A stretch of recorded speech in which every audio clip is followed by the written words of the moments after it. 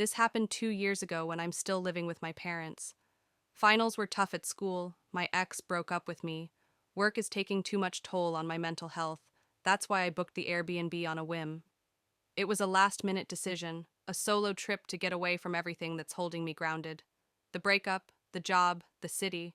The listing described it as a charming, historic farmhouse in rural Vermont, and the pictures showed cozy rooms, warm lighting, and a sprawling forest out back. Perfect for someone who is looking for some calmness like me. The moment I stepped out of the car, I knew I'd made the right choice. The place was nestled between tall pine trees, their needles whispering in the breeze like the forest was gently unloading. It looked exactly like the pictures, maybe even better. A tiny cedarwood cottage with white shutters and a little porch that looked like it belonged on a postcard. There was even a swing hanging from an old oak in the front yard. I am celebrating in my head as I walked toward the house. I took a deep breath, letting the crisp, pine-scented air fill my lungs. After all the things I've been through, city noise, deadlines, and that disaster of my breakup with my ex, this place felt like another planet, a quiet, forgiving one. I found the key tucked just beneath the front door, where the host said it would be. Although I'm still skeptical that I don't meet the owner, the overtaking view makes me forget the only thing that could save me from that night. I always dreamed of this life, an off-grid vibe cottage where you can just relax and forget the world you're in. When I stepped inside the cottage, the first thing I noticed was the silence, not peaceful or cozy, but heavy, like the kind that settles in abandoned places. It seemed off for me, but again, I shrugged it off. I looked back to my car, thinking if there's someone there like those in horror movies, but I lashed when I realized that I'm just scaring myself. That's not the right way to start your vacation. I opened my phone to use a flashlight, but something captures my attention. No signal. I stared at my phone, hoping at least for some kind of signal, but the screen might as well have laughed in my face. No service, not a single bar, there's no electricity either. Well, what to expect in a cabin? I walked around the small living room, holding it up like some desperate offering to the gods of Wi-Fi, but the result was the same. Dead silence, dead phone. I let out a breath and glanced around the space. Not bad. It wasn't spooky or anything, but I don't know why I feel just off. The cottage was charming enough, rustic wooden floors, stone fireplace, big windows with sheer curtains, but without electricity the shadows clung to the corners longer than they should have. The air felt still, like even it wasn't sure it wanted to be here. I ransacked the cabinet and found a candle in a drawer. I decided to use it as a main light and lit it. The flickering glow made the room feel a little less empty, but it also reminded me just how far I was from anything or anyone. I couldn't even send a text if something went wrong. Not that I expected anything to. But for a moment, I feel like I should also think about my safety next time. Although I still can't erase the uneasiness in my stomach. I told myself I booked this Airbnb for exactly this reason. To unplug, to get away. Better to enjoy this luxury. I decided to cook dinner before anything. I stirred the pot of pasta on the tiny gas stove, the warm scent of garlic and tomatoes filling the dim cottage kitchen.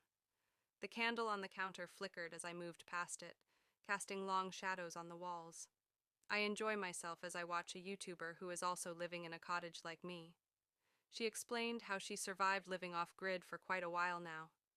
The calming environment, the quiet atmosphere. She was right.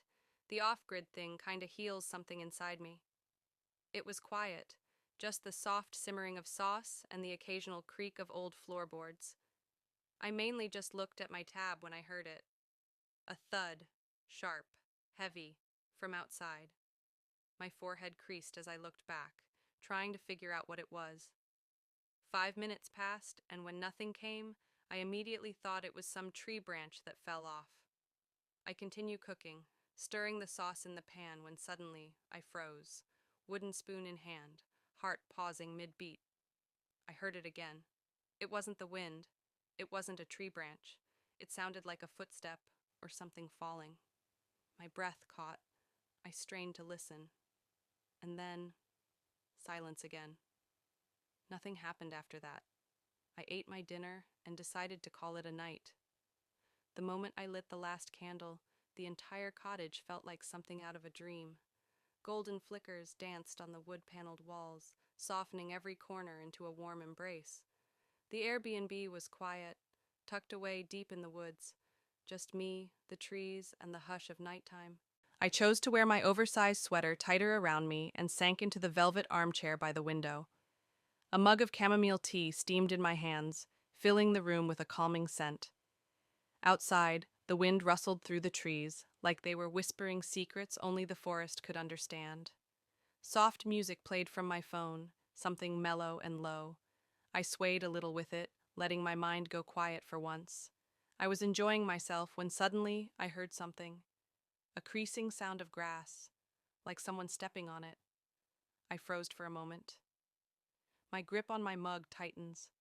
I looked around outside, trying to know if there's some animals lurking around, but I saw none. I stood there for a few minutes, cradling my mug, staring out into the thick blackness that wrapped around the cabin like a shroud. My heart was beating so fast as I started to feel air about my surroundings. I feel like someone is watching me from outside, but for some reason I can't see it.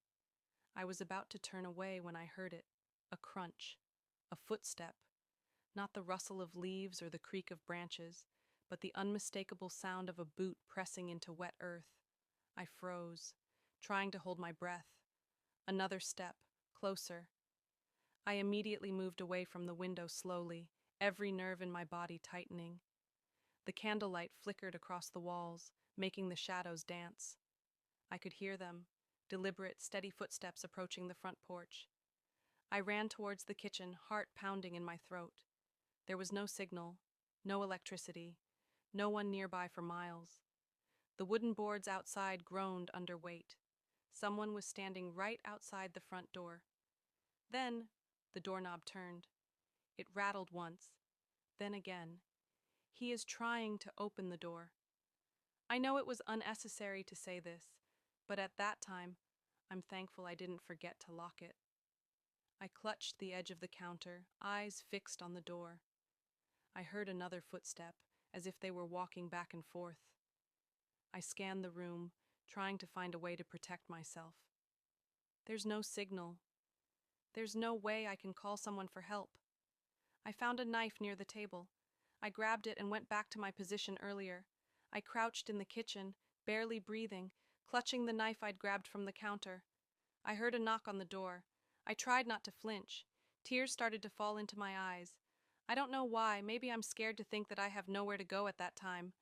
Some moments passed, then the door rattles again. Slow at first, then harder. Someone was trying to get in. I didn't move. I couldn't. Every sound in the cabin felt amplified. The ticking clock, the hum of the fridge, the creak of the wood beneath my feet. Hours passed, or maybe it just felt that way. The handle jiggled one last time, then silence. I frantically just sat there, still holding a knife. My heart is still pounding like a crazy madman. Whoever tried to open my door never came back after the last thud, but I stayed there, frozen, afraid to check. The next day, when the morning light finally bled through the window, I packed my things and ran to my car. I started the engine and drove off. When I got home, I tried calling the owner again, pressing the number with shaking fingers. I'm planning to report what happened so she can see what she can do about it. The phone rang once, then the call dropped, canceled, like someone had cut the line mid-connection. My forehead creased and tried to dial the number again. This time it was out of coverage. I stared at the screen, heart pounding, and tried again. Same result. I went to the Airbnb app, hoping to message them instead. But when I opened the listing, it was gone. No photos, no name, no address. Just a blank screen that read, "Listing not found." I tried to see if I have a connection, and I refreshed the page. Nothing. It was like the cabin had never existed. My hands trembled as I scrolled through my booking history. There was no trace of it. No confirmation email, no check-in instructions, just gone. Like I'd imagined the whole thing. But I know I didn't. I was in the cabin. I could still smell the damp wood and dust, still hear the wind clawing at the windows. Someone had tried to open the door last night. That wasn't a dream. I stared at the screen, trying to breathe. If no one knew I was here, if the listing didn't exist anymore, who exactly did I rent this place from? It's been years since this experience of mine happened, but until now, I still don't know what would happen to me if that person managed to enter the cabin.